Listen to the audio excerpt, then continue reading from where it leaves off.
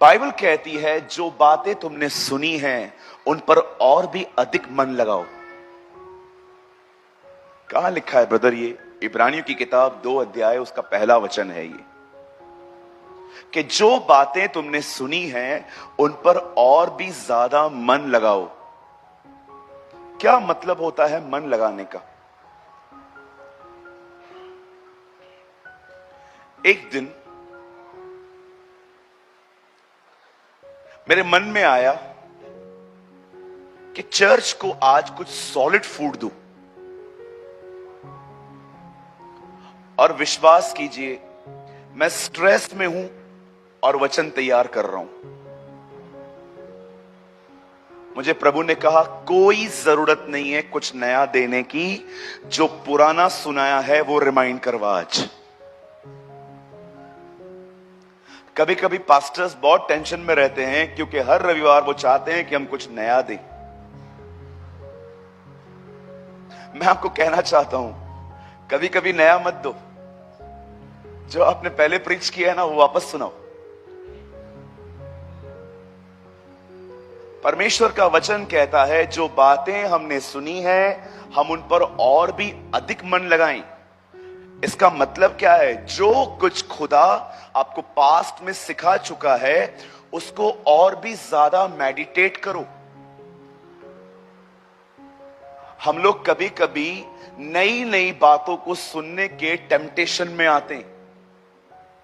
मैं कई बार प्रभु से कहता हूं प्रभु मुझे कुछ नया मत सिखा, भले जो आपने पहले सिखाया है और मैं भूल गया हूं वो मुझे याद करवा। मती में लिखा है यीशु ने 5000 लोगों को खाना खिलाया। मरकुस में लिखा है यीशु ने 5000 लोगों को खाना खिलाया। लूका में लिखा है यीशु ने 5000 लोगों को खाना खिलाया। यूहन्ना में लिखा है कि यीशु ने 5000 लोगों को खाना खिलाया। चारों सुसमाचारों में सेम बातें क्यों लिखी हैं? उत्पत्ति में वंशावली है, सेकंड इतिहास में वंशावली है, मती का पहला अध्याय वंशावली है, लूका का दूसरा अध्याय वंशावली है। एक ही बार लिखना काफी नहीं था? क्यों परमेश्वर कुछ चीजें रिपीट करता है?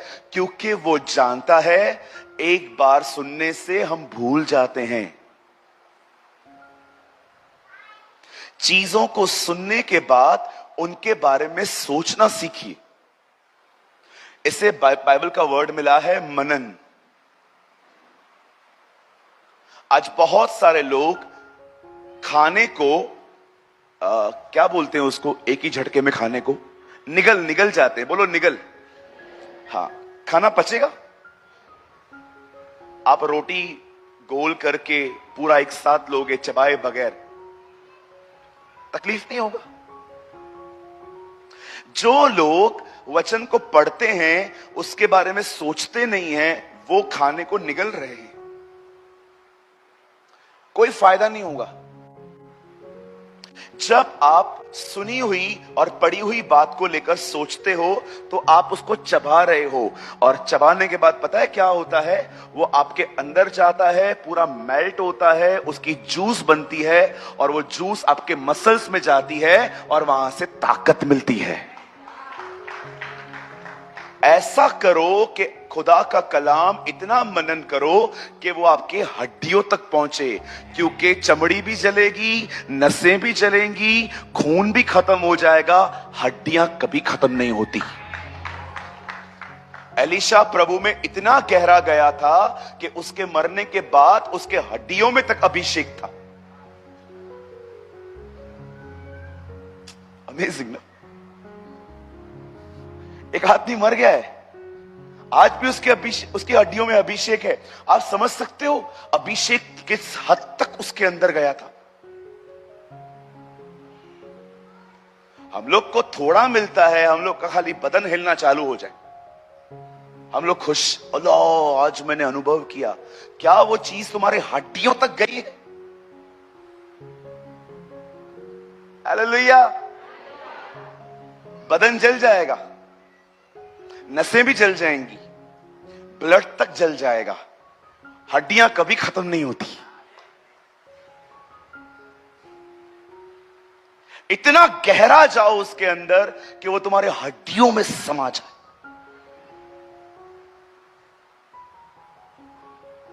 क्या बोलने की कोशिश कर रहा हूं? जो कुछ आप सुन रहे हो इन 3 दिनों में, उसको ग्रिप करो।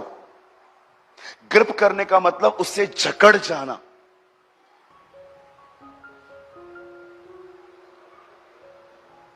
हमारा माइंड सेकंड्स में बदल जाता है। फाइट करो कुछ चीजों को अपने अंदर रखने के लिए।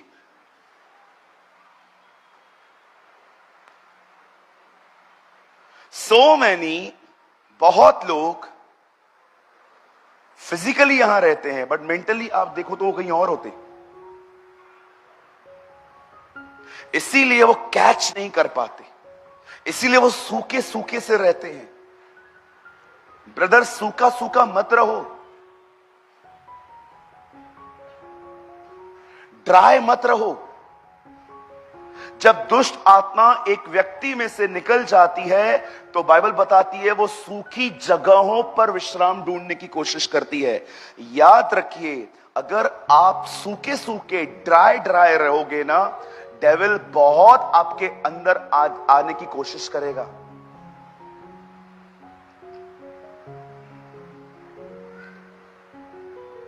कहा है ना जीसस ने, एक आत्मा जब एक व्यक्ति में से निकलती है तो कहां जाने की कोशिश करती है? सूखी जगहों पर।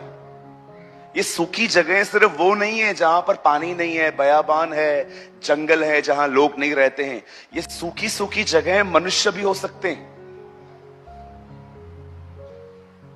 हालेलुया। भरे हुए रहो। सुबह उठ के प्रार्थना करूंगा नहीं, रात को सोते सोते प्रार्थना करूंगा। कुछ लोग मुझे आके कहते हैं विराट कोहली है ना अभी कप्तान है। मैं बोलता हूं अच्छी बात है। फिर आते हैं कहते हैं कि अभी जो अमेरिका का राष्ट्रपति है ना अभी ये है। ओके। फिर कभी कभी लोग आके कहते हैं ब्रदर ये आ रहा है वो आ रहा है। ओके। किसी ने मुझसे पूछा ब्रदर आपको ये चीजें एक्साइटेड क्यों नहीं करती हैं?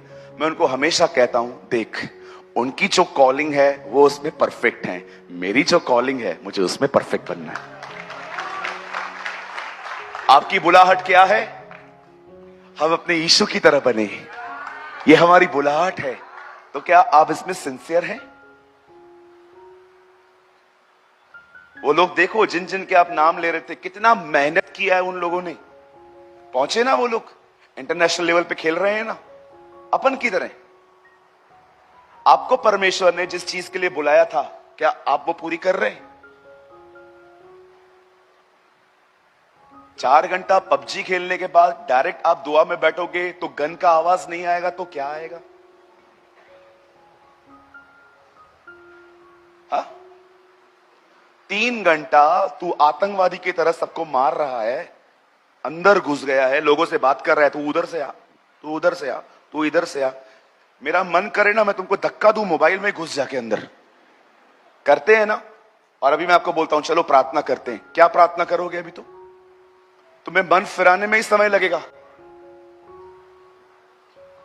आजकल का यंगस्टर्स पबजी खेलता है, हमारी बहनें खेलती हैं कैंडी क्रश। मैं 1000 लेवल्स पहुंची हूं। वेरी गुड बहन। दीदी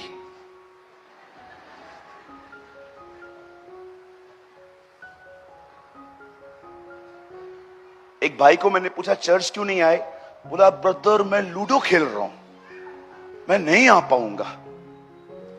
वाह वाह, पता नहीं ये तेजस्वी लोग किधर से आते हैं।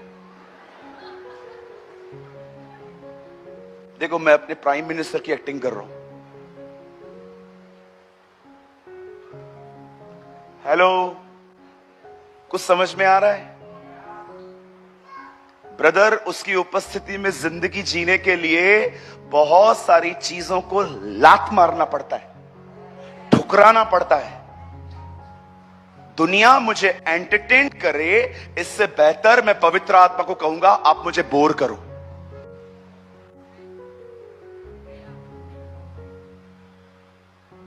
नहीं समझे? देखो आज की मीटिंग हर एक के लिए नहीं है, जुनूनी लोगों के लिए है, जो जीना चाहते हैं। 2 तरह का लाइफ है।